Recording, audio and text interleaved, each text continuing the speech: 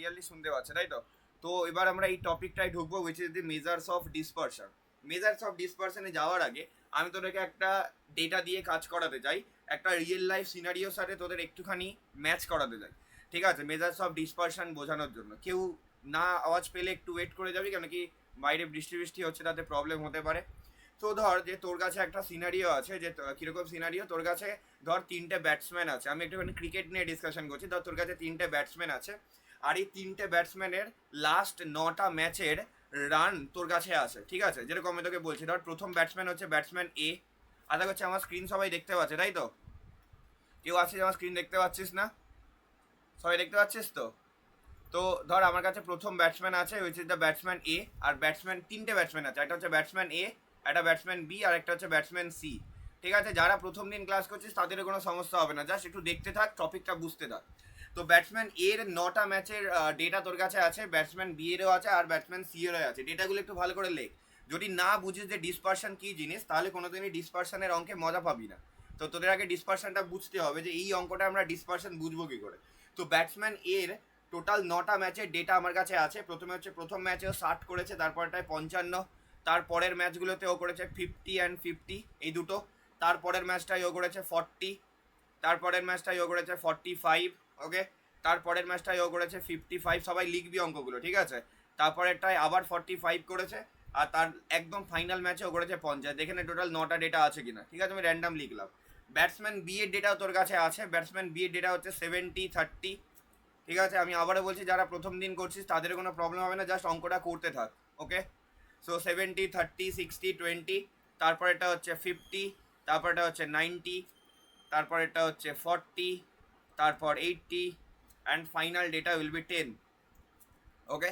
আর batsman C এর ডেটাও তোর কাছে আছে 20 25, তারপরে ধর আছে 15 25, তারপরে আছে ধর 15 20, 1 2 3 4 5 6 20 25 15 25 হলো, তারপর হচ্ছে 15 20 অ্যান্ড 20। ধরে না এই কটা ডেটা আছে, 1 2 3 4 5 6 7, ঠিক আছে? এই ব্যাটসম্যান যে সি, এ টোটাল 7টা ম্যাচে ব্যাটিং করেছে, ঠিক আছে? বাকিরা 9টা করে ম্যাচে ব্যাটিং করেছে। কিন্তু ব্যাটসম্যান সি যেটা, সে হচ্ছে হয়তো ধরে না সে একটা টেলেন্ডার, তো সে টোটাল 7টা ম্যাচে ব্যাটিং করেছে, ঠিক আছে? টোটাল 7টা ম্যাচে ওর ডেটা আছে, বাকি ম্যাচগুলোতে ডেটা নেই। তোর টোটাল 7টা ম্যাচের ডেটা তোর এর কাছে আছে, ক্লিয়ার? তো এই হচ্ছে 9টা ম্যাচ খেলা হয়েছিল, মনে রাখবি। Total number of matches is 9, যার ভেতরে এরা 9টা করে ম্যাচ খেলেছে, কিন্তু ব্যাটসম্যান সি টোটাল 7টা ম্যাচ খেলেছে, ঠিক আছে? ও তো একটা টেলিন্ডার বা একটা ধরে পারিস অলরাউন্ডার হতে পারে, তো 7টা ম্যাচ খেলেছে। তো এই হচ্ছে ডেটা তোর কাছে, ঠিক আছে? এবার এই ডেটাটা দেখে তুই যদি, আমি তোদেরকে বেশি এখানে কাজ করতে দিলাম না, বাট আমি ডাইরেক্ট একটা অ্যাজামশানে গেলাম, যেটা হচ্ছে ব্যাটসম্যান এ, ভালো করে দেখবি সবাই, ব্যাটসম্যান বি আর ব্যাটসম্যান সি, তোরা বাড়িতে করে দেখবি, আমি ডাইরেক্ট অ্যান্সার লিখছি। ব্যাটসম্যান এ বি সি এর মিন আর এর মিডিয়ান, এই দুটো আমার কাছে আছে, ঠিক আছে? ব্যাটসম্যান এর মিন হচ্ছে, ভালো করে দেখবি, 50। ব্যাটসম্যান বি এরও মিন হচ্ছে 50, আর ব্যাটসম্যান সি এর মিন হচ্ছে 20, ওকে? আর সিমিলারলি ব্যাটসম্যান এর যে median, that is the 50 again. Batsman B এরও মিডিয়ান হচ্ছে 50, আর ব্যাটসম্যান সি এর হচ্ছে মিডিয়ান হচ্ছে 20। এবার তোদের মনে হতে পারে যে এটা আমি লিখলাম কোথা থেকে, এটা আমি জেনারেল ক্যালকুলেশন করে লিখেছি, তোরা করে দেখে নিবি বাড়িতে যে ক্যালকুলেশনগুলো ঠিকঠাক আছে কিনা। বাট আমি একটা ক্যালকুলেশন এখানে লিখেছি, যে এদের মিন মিডিয়ান মোড ধরে নে, তোকে বলে দিয়েছে যে মিন এটা, মিডিয়ান এটা, আর মোড এটা, ঠিক আছে? এমন না যে এটা আলাদা কিছুর জন্য বলেছে, জাস্ট আমি বললাম যে ধরে নে এটা বলে দিয়েছে। তো আমার কাছে এই ডেটাগুলো আছে। এবার তুই যদি ভালো করে দেখিস যে ব্যাটসম্যান এ আর ব্যাটসম্যান বি এর মিন দেখ এক্স্যাক্টলি সেম, 50, করে দেখে নিতে পারিস, ঠিক আছে? দুজনেরই মিন সেম। তাহলে বল যে আজকে ধর তোকে ব্যাটসম্যান এ বি এর মধ্যে একজনকে চুজ করতে হবে, ঠিক আছে? অবভিয়াসলি তুই এ বি এর মধ্যে যাকে খুশি চুজ করবি, কারণ কি দুজনেরই অ্যাভারেজ 50 করে, তাই না? বিকজ দুজনেরই যেহেতু অ্যাভারেজ 50, দুজনের মিডিয়ানও 50, তো তার মানে অবভিয়াসলি তুই এ বি এর ভেতরে যে কোনো একজনকে চুজ করতে পারিস। ব্যাটসম্যান সি এর মিন রিলেটিভলি কম, 20, তো অবভিয়াসলি তুই ব্যাটসম্যান সি কে এখন চুজ করবি না। তোর কাছে ব্যাটসম্যান এ আর ব্যাটসম্যান বি আছে, দুজনেরই অ্যাভারেজ 50 করে, তো তুই ব্যাটসম্যান এ বি কে চুজ করতে পারিস যখন যে কোনো একে। ধরে নে আমি ব্যাটসম্যান বি কে চুজ করলাম, বিকজ ওর অ্যাভারেজ 50, ও বেশ 90 রান মতো করেছে, এই তো 90 রান করেও নি, তারপরে এর 80 রান আছে, ঠিক আছে? অনেক রান করেছে, 70 করেছে, তাই তো? অরিজিৎ, কাকে চুজ করবি, ব্যাটসম্যান এ না ব্যাটসম্যান বি? আমি যেরকম ব্যাটসম্যান বি কে চুজ করলাম, তুই কাকে চুজ করবি? B B. বি কে চুজ করবি, তাই তো? এবার কেউ আছে হ্যাঁ যে হ্যাঁ ব্যাটসম্যান হ্যাঁ। এ কে চুজ করবি? ধর আজকে আমাকে একটা একটা প্রপার ব্যাটসম্যান খেলাতে হবে। তো আমি দেখতে পাচ্ছি ব্যাটসম্যান এ আর ব্যাটসম্যান বি এর দুজনেরই মিন সেম। জেনারেলি ক্রিকেট ফিল্ডেও এরকমই অ্যানালিসিস করা হয়, কোন মাঠে কার ভ্যালু কতটা, কে ভালো খেলতে পারে, তো সেই ব্যাচ চুজ করা হয়। তো ব্যাটসম্যান এ বি এর দুজনেরই মিন সেম, তো আমি যাকে খুশি চুজ করতে পারি, ঠিক আছে। আমি আপাতত ব্যাটসম্যান সি কে চুজ করলাম না, কারণ কি ওর মিন অনেক কম, আমার রান করতে লাগবে, তো আমি ব্যাটসম্যান এ বি কে চুজ করলাম।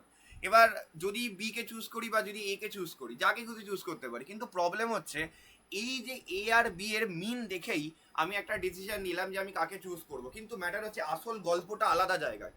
আসল গল্পটা কিরকম জায়গায় জানিস, আমি তোদের বলছি।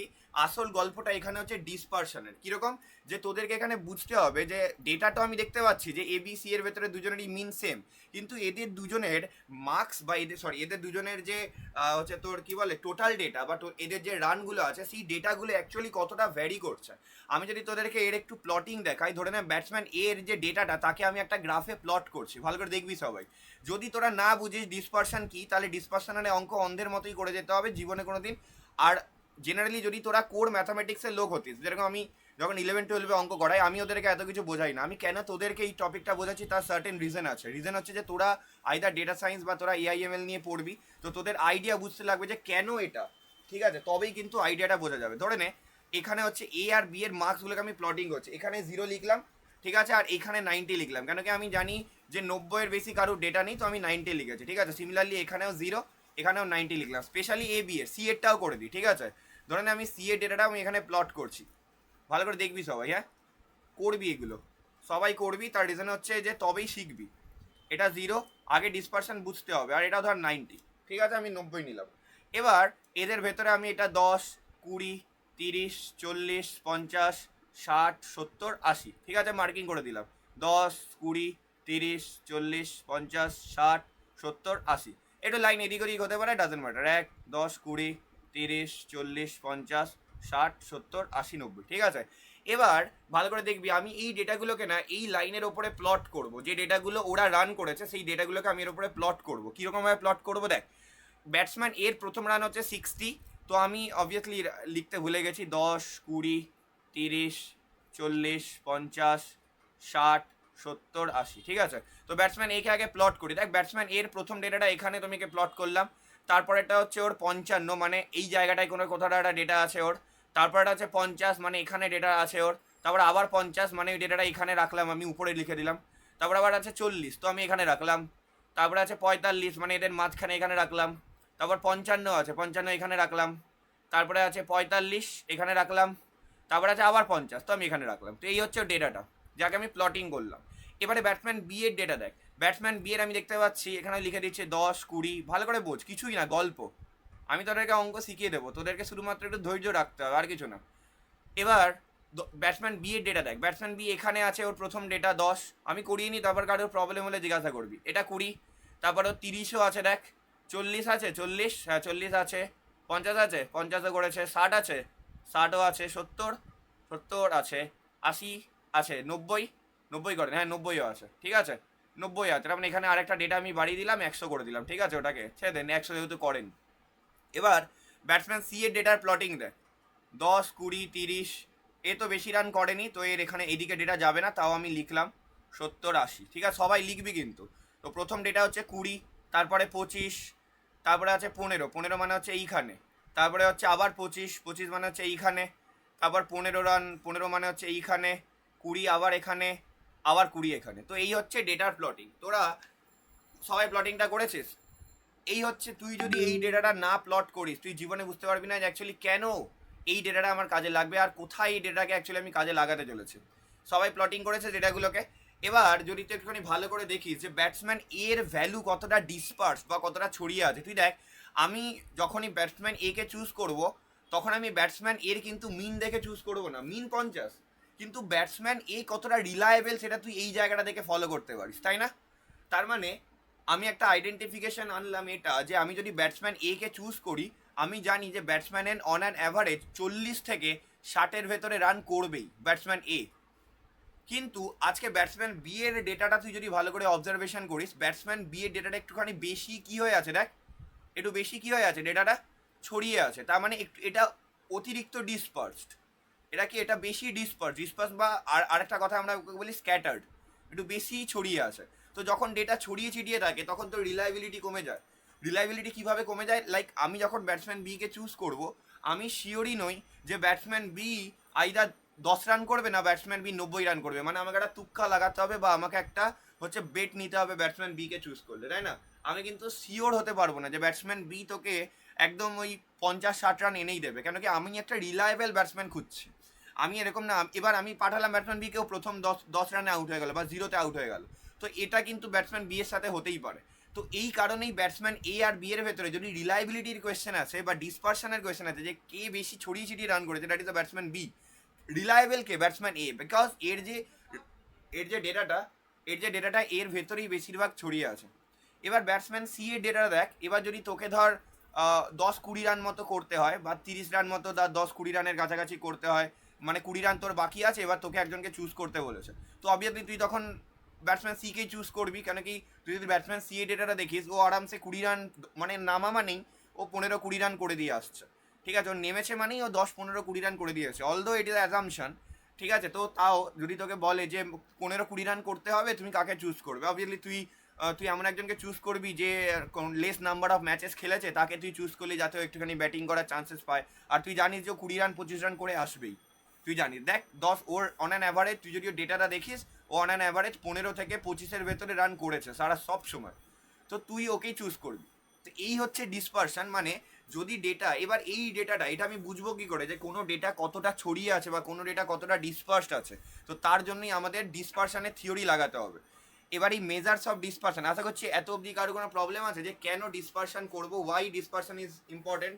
ডিসপারশন কথাটার মানে হচ্ছে, বা ডিসপারশনের অ্যাকচুয়ালি ডেফিনেশন হচ্ছে, আসছে ডিসপারশনের ডেফিনেশন। ডিসপারশন তোকে বলে যে কোনো একটা পার্টিকুলার ইন্ডিভিজুয়াল মেজার্স অ্যাকচুয়ালি তোর অন অ্যান অ্যাভারেজের সাথে কতটা ডিফারেন্স ক্রিয়েট করছে। কোনো একটা পার্টিকুলার ইন্ডিভিজুয়াল মেজার্স, ডিসপারশন কথাটার মানে হচ্ছে কোনো ইন্ডিভিজুয়াল মেজার্স তো টোটাল অ্যাভারেজের সাথে কতটা ডিফারেন্স ক্রিয়েট করছে, তাকেই আমরা বলি ডিসপারশন। তো এ বি এর ডিসপারশন একটু বেশি র্যাদার দ্যান এর ডিসপারশন। আমরা এটা 12 করবো, আমরা প্রথম যে ডিসপারশনের অঙ্কটা করব আমরা এর ওপরেই করব। আমরা যদি বি এর ডিসপারশন দেখি সেটা একটুখানি বেশি ডিসপার্স, ঠিক আছে? তো আমি এর ডেফিনেশনটা আগে লিখে দিই, তারপর তোরা বলিস কিছু। সেটা হচ্ছে ডিসপারশন কাকে বলে, লিখে রাখ। লাইক ইন্ডিকেটস, জাস্ট যেহেতু তোদের 1 নম্বরের কোয়েশ্চেন আসে, লিখে রাখ, ইট ইন্ডিকেটস, ভেরি ইম্পর্টেন্ট, এটা indicates the extent, indicates the extent to which very important the individual value